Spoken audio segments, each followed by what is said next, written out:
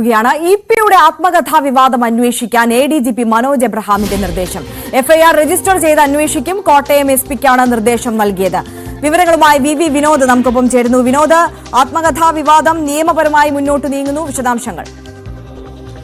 ഇപ്പോൾ FIR register ചെയ്ത് കേസന്വേഷണവുമായി മുന്നോട്ട് പോകാനാണ് തീരുമാനം. എഡിജിപി MR അജിത് കുമാർ ഇത് സംബന്ധിച്ച നിർദ്ദേശം കോട്ടയം ജില്ലാ പോലീസ് മേധാവിക്ക് നൽകിക്കഴിഞ്ഞു. നേരത്തെ എഫ്ഐആർ രജിസ്റ്റർ ചെയ്യാതുള്ള പ്രാഥമിക അന്വേഷണമാണ് നടന്നത്. DC ബുക്സിൽ നിന്നാണ് ഈ ആത്മകഥയുടെ വിവരങ്ങൾ പുറത്തുപോയതെന്ന് പ്രാഥമിക അന്വേഷണത്തിൽ കണ്ടെത്തിയിരുന്നു. അവിടുത്തെ ഒരു ജീവനക്കാരൻ വഴിയാണ് ഇത് പുറത്തുപോയതെന്ന് കണ്ടെത്തിയിരുന്നു. അവിടെ എങ്ങനെയാണ് ഇതിൻ്റെ വിശദാംശങ്ങൾ എത്തിയത്? നേരത്തെ തന്നെ EP ജയരാജൻ അക്കാര്യത്തിലൊരു വിശദീകരണം നൽകിയത് ഒരു മാധ്യമ പ്രവർത്തകനുമായി ഇക്കാര്യങ്ങൾ ആത്മകഥയുടെ കാര്യങ്ങൾ ചർച്ച ചെയ്തിരുന്നു. ചില കടലാസുകൾ അദ്ദേഹത്തിന് കൈമാറിയിരുന്നു. പക്ഷെ താൻ പറഞ്ഞതോ എഴുതിയതോ ആയ കാര്യങ്ങളല്ല പിന്നീട് അച്ചടിച്ച് വന്നത് എന്ന കാര്യമാണ് EP ജയരാജൻ പറയുന്നത്.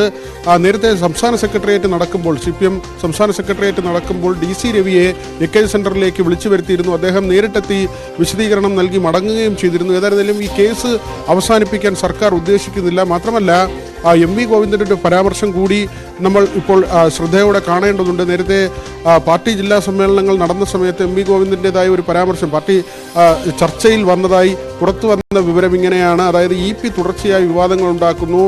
LDF കൺവീനർ സ്ഥാനത്തിരുന്നപ്പോൾ വേണ്ട വിധത്തിലുള്ള പ്രവർത്തനം ഉണ്ടായില്ല. അത് തിരുത്താനുള്ള ശ്രമം നടത്തി. പക്ഷേ ഇലക്ഷൻ സമയത്ത് കൂടുതൽ വിവാദങ്ങളിലേക്ക് പോകുന്ന ഒരു രീതി ഉണ്ടായി. അതുകൊണ്ട് കൂടിയാണ് കൺവീനർ സ്ഥാനത്ത് നിന്ന് ഒഴിവാക്കാൻ തീരുമാനിച്ചതെന്ന കാര്യം. എന്നാൽ കൺവീനർ സ്ഥാനത്ത് നിന്ന് മാറിയ ശേഷമാണ് ഇപ്പോൾ ഈ ആത്മകഥയുമായി ബന്ധപ്പെട്ട വിവരങ്ങൾ പുറത്തു വന്നത്. ആ നിലയ്ക്ക് ഉള്ള ഒരു വിലയിരുത്തലിലേക്ക് പാർട്ടി പോവുകയും അല്ലെങ്കിൽ EP-യുടെ പ്രവർത്തനം ശരിയല്ല, അല്ലെങ്കിൽ EP മനഃപൂർവ്വം വിവാദമുണ്ടാക്കുന്നു എന്ന ഒരു കണ്ടെത്തലിലേക്ക് കാര്യങ്ങൾ കൊണ്ടുപോവുകയും ചെയ്തിരുന്നു.